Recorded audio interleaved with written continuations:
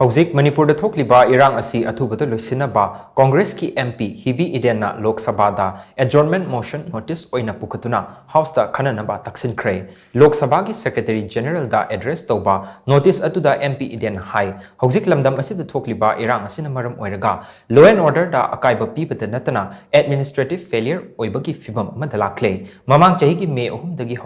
Haurakliba, Irang Asi na maram oiraga, miyoi kya laikhidre, miyoi kya amana mayum makai may thakibadagi lanjena duna lairi. Irang Asi Loisinnaba lengak na matik chaba thabak paikatpak ngamdre. Kulay paiba sing amadi, magi oiba mawongda wafam kya fongdoknaba asina. Maram oiraga kanglup ani ki marakta thazan nadaba hengatbagi fibam amada lakle. Amaromda lanjena duna lairiba sing asina laibagi amadi, chanabagi matangda thengnariba awaba sing asina humanitarian crisis asi henna fattaba fibam da laktaba nate asigumba fibam sing asi yenglaga house asina state lengake accountability ningthina lehelaga atuba matamda tangdu leita ba hanjil hanba amadi justice phanghanaba honaba changi houjik state asida thokliba Irang asina state asigi social fabric ta akaiba pibada natana India gi democratic value da singnaba ama oheli hainasu MP Eden gi notice aduda pali hairi